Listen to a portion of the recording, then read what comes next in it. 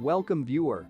In contrast to some other Republicans, McConnell tries to keep his criticism of Trump to a minimum. In this video we will break it all down for you. But before we continue, please take a minute of your precious time to hit the subscribe button below and turn on the notification bell to get the latest update from us. But occasionally, he's been compelled to respond to Trump's outrageous statements and actions. Senate Minority Leader Mitch McConnell and former President Donald Trump do not have a good relationship or much of a relationship to speak of at all.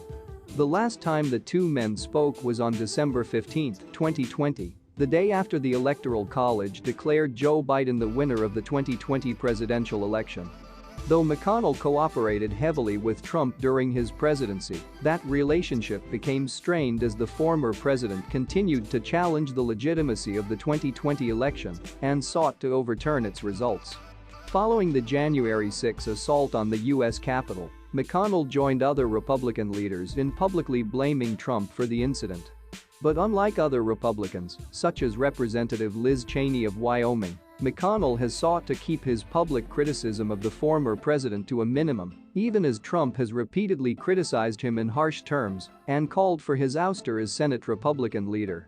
Nonetheless, occasionally Trump's actions or statements have prompted the mild-mannered McConnell to respond.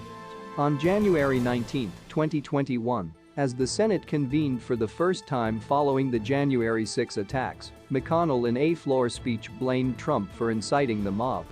This mob was fed lies. They were provoked by the president and other powerful people, he said. And they tried to use fear and violence to stop a specific proceeding of the first branch of the federal government which they did not like. Trump's second impeachment trial on February 13, 2021, after voting to acquit Trump for incitement of an insurrection during his second impeachment trial, McConnell expanded on his prior remarks blaming Trump for the riot. Former President Trump's actions preceding the riot were a disgraceful dereliction of duty, he said. There is no question that President Trump is practically and morally responsible for provoking the events of that day. On November 29, 2022, McConnell opened his weekly press conference by implicitly criticizing Trump for dining with white nationalist Nick Fuentes and Kanye West, who now goes by Ye. Let me just say that there is no room in the Republican Party for anti-Semitism or white supremacy, said McConnell. And anyone meeting with people advocating that point of view, in my judgment, are highly unlikely to ever be elected President of the United States.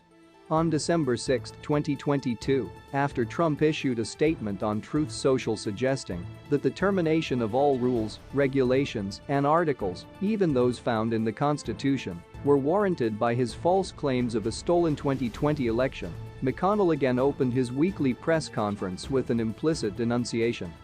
First, let me just say that anyone seeking the presidency who thinks that the Constitution could somehow be suspended or not followed, it seems to me, would have a very hard time being sworn in as President of the United States, he said.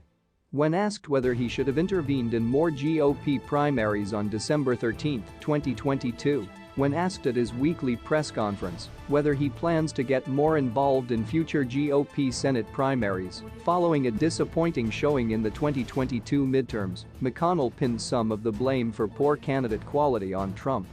Our ability to control a primary outcome was quite limited in 2022 because the support of the former president proved to be very decisive in these primaries, he told reporters at his weekly press conference at the Capitol. So my view was, do the best you can with the cards you're dealt.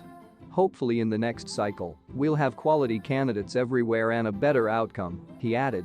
Please, what is your take on this? And remember to subscribe as well. Thanks for watching.